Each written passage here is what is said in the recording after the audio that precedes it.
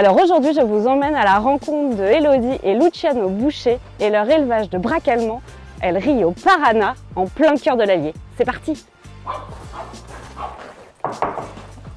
Bonjour. Salut Luciano, tu vas bien? Très bien, et toi? Merci de nous accueillir. Avec plaisir.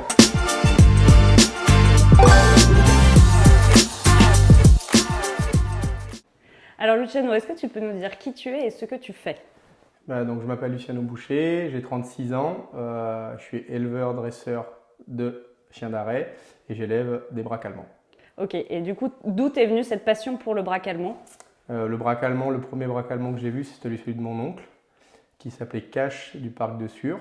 Et donc, il m'a fait aimer la chasse et donc aimer les braques allemands. Et t'avais quel âge quand t'avais rencontré 13 ans. Ok, ah oui, 13 c'est ans. une longue histoire. Oui. Et alors, comment est né le Rio Paraná? Le Rio Paraná, c'est un petit peu mon histoire personnelle, on va dire, parce que moi je suis né au Brésil, pas très loin du fleuve qui s'appelle le Rio Paraná. Et donc c'était pour faire un petit rappel voilà, à mes origines. Et il me semble que tu n'es pas tout seul dans l'aventure, non Luciano? Oui, donc j'ai commencé l'élevage avec ma femme, avec Elodie. Donc Elodie, elle était passionnée de braque hongrois, elle en élève toujours. Mais aujourd'hui, on va dire que c'est elle, je l'appelle les petites mains de l'ombre, parce que c'est elle qui fait naître les chiots, qui les élève et qui est passionnée d'élevage, donc qui en a fait pour beaucoup au Rio Paraná aussi, quoi, ça c'est sûr. Okay. Dans toute cette histoire d'éleveur, quel est le chien qui t'a le plus marqué? Bon, j'ai plusieurs chiens qui m'ont marqué, mais c'est vrai que celui qui m'a le plus apporté, on va dire, à l'élevage, c'est Sony del Radesavic, un chien qu'on a importé de l'étranger, qui venait de Serbie et qui aujourd'hui fait partie de tous nos pédigrés. Il est grand-père, père, arrière-grand-père, arrière-arrière-grand-père de pratiquement tous nos champions de travail et de beauté. Ok, c'est les racines de ton arbre généalogique. Exactement, c'est le chien le plus important de notre pédigré aujourd'hui. Okay. Dans ton bureau, on voit qu'il y a plein de trophées, ouais. Donc tu participes à des concours. Est-ce que tu peux nous expliquer un peu en quoi consistent ces concours? Les concours, les chasseurs aujourd'hui, il y en a qui ne comprennent pas trop pourquoi on fait des concours. Ils disent « je ne veux surtout pas un chien de concours pour chasser », alors qu'un chien de concours, c'est d'abord un bon chien de chasse. Et les chiens de concours, qu'est-ce que ça va être? Ça va être un chien qui va avoir des qualités de chasse supérieures à la moyenne. C'est un petit peu aujourd'hui quand on voit que la Formule 1 apporte les pièces pour les voitures dans 10 ans, quoi. Donc ça sert exactement à ça. Aujourd'hui, on va faire des concours pour améliorer la race et surtout la maintenir à un niveau convenable. Ok, c'est une certification quelque Exactement. Après, les trophées où on est très fiers, c'est le championnat du monde, le braque allemand. On a gagné avec l'équipe de France. Ounescafé a participé, il s'est classé les 2 jours. Donc il a participé grandement à la victoire de l'équipe de France. Et après, je voulais présenter ces 3 autres trophées qui sont remis en jeu tous les ans en fait, par le club du braque allemand, mais en fait qui représentent pour celui-ci le meilleur chien de printemps, où ça fait 4 ou 5 ans que c'est des chiens d'élevage qui le gagnent. Celui-ci représente le meilleur chien de gibier naturel, donc ça c'est pareil, ça fait 4-5 ans que c'est un chien d'élevage qui le gagne. Et celui-ci, il présente le meilleur chien de gibier tiré. Donc c'est des concours qui sont très proches de la chasse, sur faisan. Et c'est pareil, ça fait plusieurs années que nous le gagnons avec des chiens de l'élevage, donc je trouve que ça montre bien la polyvalence d'un braque allemand, quoi, qui peut être bon sur tous les terrains. Ok, félicitations. Merci. Disons qu'on dirait un parc d'attractions ici, on est où? Il a appelé ça le Rio Paraná Park. Ah ouais, donc, voilà, donc c'est un parc d'attractions pour chiots et ça les aide à développer alors les capacités mentales. Tu les mets dans ce parc à partir de quel âge? Environ 6-7 semaines, ça dépend aussi de la météo bien sûr. Mais on les met là-dedans, comme ça on voit que là ils s'éclatent comme des fous. Donc là c'est des petits chiots qui ont aujourd'hui entre 2 et 3 mois. Donc ils connaissent bien le parc, on voit qu'ils passent de partout. Donc il n'y a plus rien qui leur fait peur, ni les tunnels, ni les jeux d'équilibre, plus rien. L'après-midi on leur met de l'eau, ils se baignent. Comme ça, voilà, on va dire qu'ils sont prêts à affronter la vie chez un propriétaire et ils ont vu le plus de choses possible. Ouais, c'est un parc d'éveil. En fait. Exact. Tu les laisses toute la journée? Oui, après l'après-midi. Après, si on a d'autres portées, on change un petit peu aussi. Et Enzo, mon fils qui a 10 ans, qui vient de temps en temps jouer avec eux. C'est important. Il y a Julie, notre employée aussi, qui passe du temps avec eux. Et après, il y a des moments où on va les prendre pour faire de l'éducation un petit peu, ludiquement, un peu de marche en laisse. En fait, ils passent les étapes par le jeu. D'accord. Voilà. On les force. C'est ludique. Voilà, on les force pas. Alors, est-ce que Luciano, tu peux nous dire quels sont les critères morphologiques qui font que tu vas garder plutôt ce chiot de cette portée qu'un autre? En fait, on va dire que tous les chiots sont beaux. Tous les chiots sont beaux, mais après, pour chaque race, on va définir des critères morphologiques qu'on va essayer de conserver. Ouais. Par exemple, pour un braque allemand, c'est important qu'il ait une poitrine qui descende jusqu'au coude. Ouais. Donc là, c'est un chiot qui a 2 mois et demi, 3 mois. Donc on voit que son épaule est très bien angulée, Ouais. angulation là. Et que derrière, c'est pareil, il a une bonne angulation arrière. Il a un dos qui est droit. Il a une bonne attache de queue qui est dans le prolongement de la ligne de dos. Il a une tête qui est assez typique, avec surtout en braque allemand, ce qu'on va rechercher, c'est le busque. Ouais. Donc c'est-à-dire que à la différence du pointer, il faut que le braque allemand il ait cette petite bosse au bout du nez. D'accord. Et donc celui-là, c'est un fils de Nescafé. Pour ceux qui connaissent Nescafé, on voit qu'il lui ressemble un peu comme 2 gouttes d'eau. Et quand il était chiot, Nescafé ressemblait beaucoup à ça. Donc voilà, c'est pour ça qu'on a choisi Tassimo sur cette portée-là. Et à quel âge du coup tu choisis les chiots? Eh ben, nous, on pense que un chiot qui a une morphologie à 2 mois, Okay. comme celle-ci par exemple, on pense que quand il sera fini, il aura la même morphologie. Okay. Donc on part sur ce principe-là. Et voilà, jusqu'à aujourd'hui, ça nous a porté chance, porté bonheur, quoi. On a eu des bons résultats en faisant comme ça. Mais excuse-moi Luciano, pour 2 mois, ce chiot est quand même très très sage, non? Après, ça fait partie des critères de sélection aussi, donc l'équilibre du chiot. Ouais. Voilà, un chiot on est capable de le manipuler, Ah oui. il est capable de se laisser manipuler en fait, voilà, sans faire trop le fou. Et voilà, on peut le manipuler, l'entraîner à faire voilà, les positions de statique pour les expositions, Okay. sans trop qu'il nous embête. Et donc ça fait partie de son caractère. Oui, exactement. Okay. Et ça, c'est recherché, quoi. D'accord. C'est ce qu'on recherche. Donc un chien équilibré, c'est-à-dire que s'il est à la maison, il peut être super cool. Ouais. Et à la chasse, ça peut être voilà, un super chien de chasse. Okay. Alors là, Luciano, Nescafé, c'est le papa de Tassimo. Exactement. Donc aujourd'hui, à 2 mois et demi, 3 mois, on peut voir ce que va donner un chien adulte. Parce que Nescafé est exactement comme Tassimo petit. C'est comme ça qu'on l'a sélectionné. Et aujourd'hui, on voit qu'on ne s'est pas trompé. Ok. Donc là, on va faire un petit test qui reste ludique. Donc moi, je mets une vieille girafe au bout d'un fil. Parce qu'il y a beaucoup de gens qui pensent qu'en mettant une plume de bécasse, le chien va arrêter des bécasses. Donc moi, je vais vous prouver que j'en ai une qui va chasser la girafe.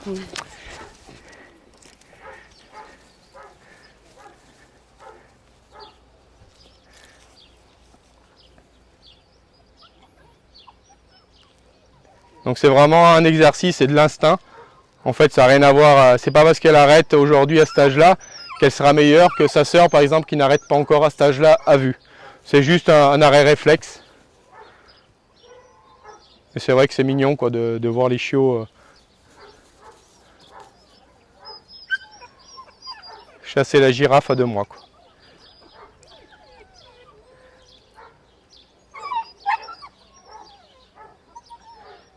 Et l'avantage, c'est qu'une girafe, ça s'envole pas.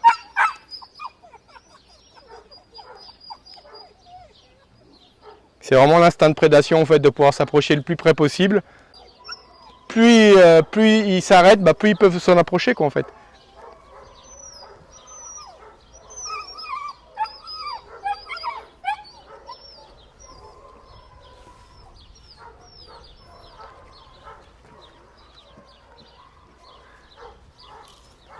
Et le but, c'est vraiment ça. Dès que le chien s'approche trop du gibier, en fait, un gibier, naturellement, il va s'envoler.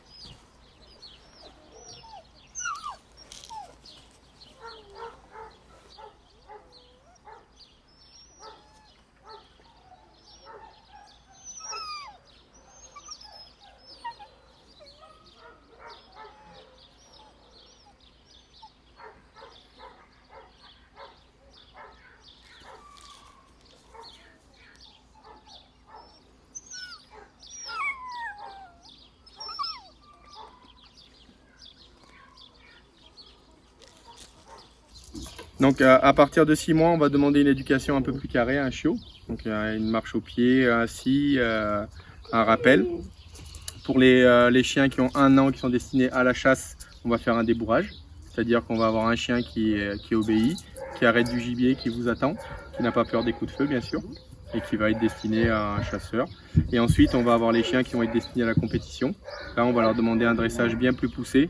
Et là, seuls les chiens qui ont une qualité mentale, on va dire, au-dessus du lot, pourront arriver jusqu'au bout. Parce qu'on demande quelque chose de très poussé, c'est-à-dire par exemple d'arrêter du gibier, de respecter son envol et sa chute, et d'aller le chercher à l'ordre. Des choses voilà, très compliquées pour un chien. Et seuls les plus intelligents y arrivent. Ouais, très carré. Voilà, exactement. Et est-ce que Luciano, tu peux nous représenter les critères d'un braque allemand, mais sur un braque adulte? Là, on voit bien que il a la poitrine qui descend jusqu'au coude, ça c'est important. Il a des belles angulations devant, derrière. Il a la queue qui est attachée dans le prolongement de la ligne de dos. Il a ce busque qu'on retrouvait petit et qui garde, qui fait vraiment la marque d'un braque allemand. On dit souvent en exposition que c'est la tête qui donne la race. Quand on voit une tête, on voit la race du chien. Donc voilà, il a une belle poitrine, bien développée.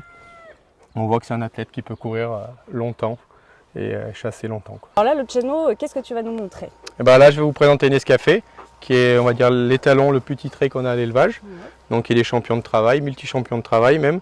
Il est champion de beauté. C'est un chien qui a gagné le championnat de France de beauté. Il est champion de conformité au standard. C'est une chose très très difficile à avoir pour un chien de travail. Et il a aussi gagné la Coupe de France de chasse pratique en automne. Et il a été sélectionné plusieurs fois en équipe de France. Et il a fini 4e à la Coupe d'Europe des continentaux, en Croatie. Ok. Et alors du coup, qu'est-ce qui caractérise un braque allemand à la chasse? En fait, chaque race a un style propre. Et quand on gagne un concours, en fin de journée, on a un barrage, justement pour vérifier quel chien se rapproche le plus des caractéristiques de sa race. Donc Nescafé, il a gagné pas mal de barrages. En fait, il a gagné la journée de travail parce que voilà, il a des caractéristiques vraiment de braque allemand. Il court la tête haute, il arrête d'une certaine façon, il a une remontée d'émanation, il a une façon de quêter qui est propre au braque allemand. Et c'est vraiment ce qu'on va rechercher en fait pour améliorer et surtout conserver les races. Ok, et qu'est-ce que l'émanation? L'émanation, en fait, c'est l'odeur que dégage le gibier. Il y a un cône d'émanation que quand le chien le prend, il le remonte et il va arrêter le gibier à une distance convenable pour que le chasseur puisse arriver, le servir et pouvoir tirer le gibier à bonne distance. Ok. Bon on va voir ça, Luciano? Allez, on va voir Nescafé travailler. Donc là, on va chercher le vent pour pouvoir lâcher le chien dans des bonnes conditions, puisqu'un chien d'arrêt, ça chasse toujours face au vent. D'accord ?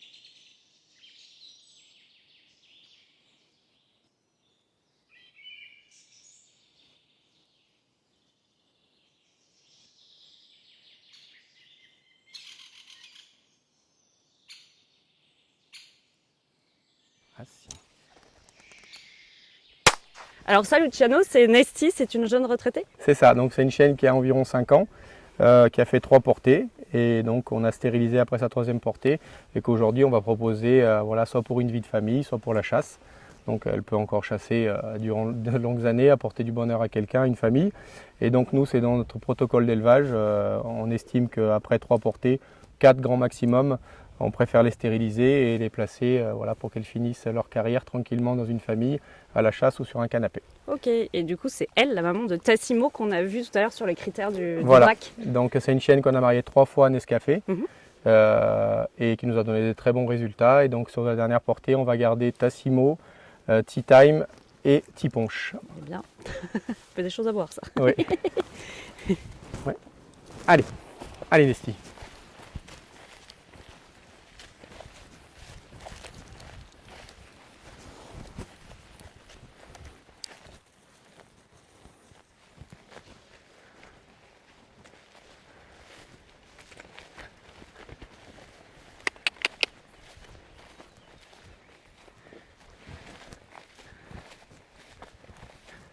On voit les zygomaties qui se gonflent.